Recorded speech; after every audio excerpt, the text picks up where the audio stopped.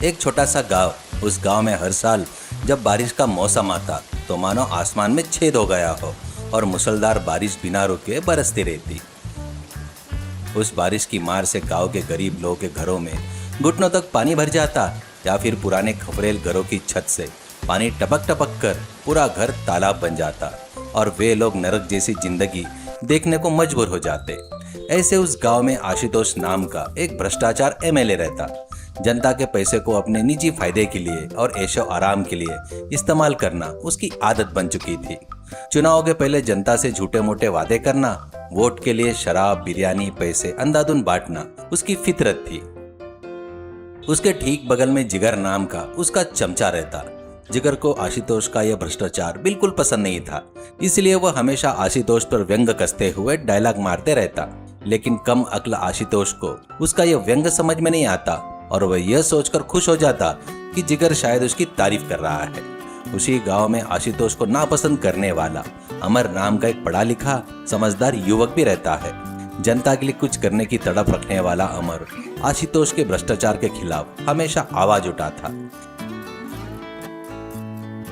एक दिन सुबह चुनाव के लिए आशुतोष अपने चमचों के साथ गरीब लोगों की बस्ती में आया। वो कार से उतरा, स्टेज पर चढ़ा, हाथ जोड़ा और माइक पकड़कर बोलना शुरू किया। मेरे प्रिय वोटरों, इस बारिश के मौसम में जब आपके घरों की छत से पानी टपकता है तो मेरी आंखों से भी आंसू बहने लगते हैं, मेरा दिल बैठ जाता है। इस बार के चुनाव में अगर आप लोग मुझे फिर से भारी बहुमत से जिताते हो तो मैं आप सभी को एक भी रुपया खर्चा किए पक्के मकान बनवा कर दूंगा। मैं आपसे वादा करता हूँ कि आपको इस बारिश की परेशानी से पूरी तरह मुक्ति दिला दूंगा। जनता ने उसकी बात को सच मान लिया और जोर जोर से तालियां बजाने लगी। वही बगल में खड़े जिगर ने धीरे से मुस्कुराते हुए आशुतोष की तरफ देखा।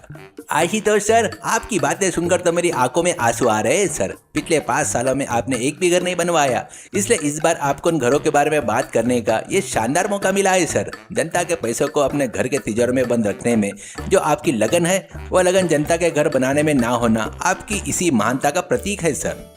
देखा जिगर, तुमने मेरी जन सेवा के बारे में कितना अच्छा अद्भुत कहा है, लेकिन लगन कैसी है यह बात लोगों को अब तो समझ में आनी ही चाहिए। मेरे जैसे लीडर मिलना इस गांव के लिए किस्मत है। ठीक उसी समय अमर कुछ और युवकों के साथ वहां पहुंचा। वह स्टेज के सामने खड़ा हो गया और आशुतोष से तीखे सवाल करने लगा। आशुतोष जी, 5 साल पहले भी आपने यही बात की थी। आज तक एक गरीब को घर नहीं मिला, लेकिन आपका घर जरूर 4 मंजिला बन गया। भाइयों और बहनों, इनकी इन झूठी बातों पर भरोसा मत कीजिए। इस बार के चुनाव में मुझ जैसे पढ़े लिखे इंसान को जिताइए। मैं आपके टैक्स के पैसे को सिर्फ आपके लिए ही इस्तेमाल करूंगा। सड़कें और मकान पक्के बनवाऊंगा। जनता ने अमर की बातें तो सुनी, लेकिन उन्हें अमर की अच्छी बातों से ज्यादा आशुतोष के तरफ से मिलने वाली मुफ्त चीजें ज्यादा आकर्षित कर रही थी। आशुतोष ने बस्ती में सबको बिरयानी के पैकेट, शराब के क्वार्टर हर वोट के बदले में 1-1 हजार रुपए बांट दिए। नतीजा ये निकला, चुनाव में आशुतोष फिर से जीत गया। जनता ने अमर को बुरी तरह हरा दिया। अमर को बहुत दुख हुआ, लेकिन उसने यह ठान लिया कि वह जनता के लिए काम करना बंद नहीं करेगा। कुछ महीने बीत गए, फिर से बारिश का मौसम आ गया। उस साल जैसे पहले कभी नहीं हुआ था, वैसे लगातार 30 दिन तक बिना रुके बारिश होती रही। गरीब लोगों की झोपड़ियां और खपरेल के मकान पानी में डूब गए। रसोई घरों में पानी भर जाने के कारण लोगों के पास खाने के लिए अनाज नहीं बचा, सोने के लिए जगह नहीं रही। वे सब मिलकर गुस्से में आशुतोष के घर आए और कॉलिंग बेल बजाई। आशुतोष ऊपर की मंजिल से धीरे से नीचे उतर कर आया। एमएलए साहब, हमारे घर डूब चुके हैं। चुनाव से पहले आपने हमको कहा था कि हमें पक्के मकान देंगे, लेकिन अब हम सड़कों पर आ गए हैं। हमारे साथ न्याय कीजिए। अरे तुम्हारे घर में पानी भर गया तो इसमें मेरा क्या लेना देना? जाओ जाकर इंद्रदेव से पूछो। और वैसे भी मैंने पक्के मकान बनवाने को कहा था, लेकिन इस बारिश के मौसम में बनवा कर दूंगा, ऐसा कोई तारीख तो नहीं बताई थी ना। अगले चुनाव से पहले कभी न कभी बनवा दूंगा। अब मेरी नींद मत खराब करो और जाओ यहाँ से। हाँ भाइयों और बहनों, एमएलए साहब जो कह रहे हैं वही 100% सच है। उन्होंने पिछले चुनाव का खर्चा अभी तक रिकवर नहीं किया है, तो अभी से आपके घर के बारे में कैसे सोच सकते हैं? उनके सोते रहना ही गांव की भलाई के लिए अच्छा है। अगर वह जाग गए तो आपकी जेब खाली हो जाएगी। कृपया करके आप लोग यहाँ से चले जाइए। जिगर, मेरी भलाई के लिए तुम्हारी यह चिंता देखकर दिल खुश हो जाता है। इन लोगों में अकल नहीं है, इन्हें मेरी कीमत का अंदाजा भी नहीं है। जनता आशुतोष की इन झूठे बातों को समझ गई कि वो ठगे जा चुके हैं और वे रोते हुए वापस लौट आए। ये सब दूर से देख रहे अमर को बहुत दुख हुआ। उसने सोचा कि जनता के लिए तुरंत रहने के लिए कोई न कोई इंतजाम करना होगा। वह तुरंत गांव के एक मशहूर और बड़े व्यापारी जो एक नेक दिल के अमीर इंसान थे, चौहान के पास गया। चौहान का बहुत बड़ा ट्रांसपोर्ट का बिजनेस था। उनके शेड में कई पुराने बसें बिना इस्तेमाल के बेकार पड़ी हुई थी।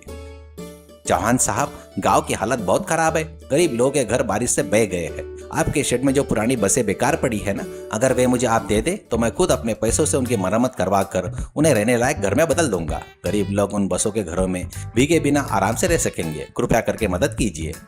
अमर, तुमने बहुत ही नेक बात सोची है। पढ़े लिखे नौजवान को तुम्हारी तरह सोचना चाहिए। वे पुरानी बसें वैसे भी कबाड़ में जाने वाली थी, उन्हें जनता की भलाई के लिए इस्तेमाल कर लो। इसके लिए मैं 1 रुपया भी नहीं लूंगा। तुम्हें और भी कोई मदद चाहिए तो मैं करने के लिए तैयार हूँ। अमर बहुत खुश हुआ। उसने अपनी खुद की जमा पूंजी का इस्तेमाल किया, कुछ मैकेनिक और बड़े योग कारपेंटरों को बुलाया और उन पुरानी बसों को खूबसूरत घरों में बदल दिया। बस की छत पर पानी न टपके इसके लिए वाटरप्रूफ कोटिंग करवाई। इस तरह उसने उन बसों को बारिश में भीग रहे गरीबों को मुफ्त में रहने के लिए सौंप दिया। लोग उन जब बस घरों के अंदर गए तो वो हैरान रह गए। बाहर चाहे कितनी भी तेज बारिश क्यों नहीं हो रही हो, बस के अंदर एक बूंद पानी भी नहीं टपक रहा था। वे सब सुरक्षित और गर्माहट के साथ बस घर में रहने लगे। अमर के इस महान कार्य के लिए पूरे गांव ने उस पर प्रशंसा की बौछार कर दी। जनता की आंखों में खुशी देखकर अमर को भी बहुत संतुष्टि मिली। फिर से 5 साल बीत गए। दोबारा चुनाव का समय आ गया। आशुतोष हमेशा की तरह बड़ी बड़ी गाड़ियों में फिर से उसी बस्ती में चुनाव प्रचार के लिए आ गया। वह स्टेज पर चढ़ा और फिर से अपने पुराने डायलॉग दोहराने लगा। मेरे प्यारे वोटरों, इस बार अगर मुझे जिताओगे तो मैं तुम्हारे लिए सोने के महल जैसे घर बनाऊंगा। ये लो बिरयानी के पैकेट और पैसे रखो और वोट मुझे ही देना। लेकिन इस बार जनता बदल चुकी थी। उन्होंने आशुतोष के दिए हुए बिरयानी के पैकेट और पैसों को उसके मुंह पर दे मारा। वे जोर जोर से चिल्लाते हुए आशुतोष को धिक्कारने लगे। आशुतोष, तुम्हारे अब झूठ बहुत हो चुके हैं। पिछले चुनाव में तुमने हमारे घर न बनवा कर हमें सड़क पर लाकर खड़ा कर दिया। तब अमर बाबू ने अपने खुद के पैसों से हमें बस घर देकर हमारी जान बचाई। तुम एक भ्रष्टाचार मगरमच्छ हो, यहाँ से दफा हो जाओ। हमारा वोट इस बार सिर्फ और सिर्फ अमर बाबू को ही जाएगा।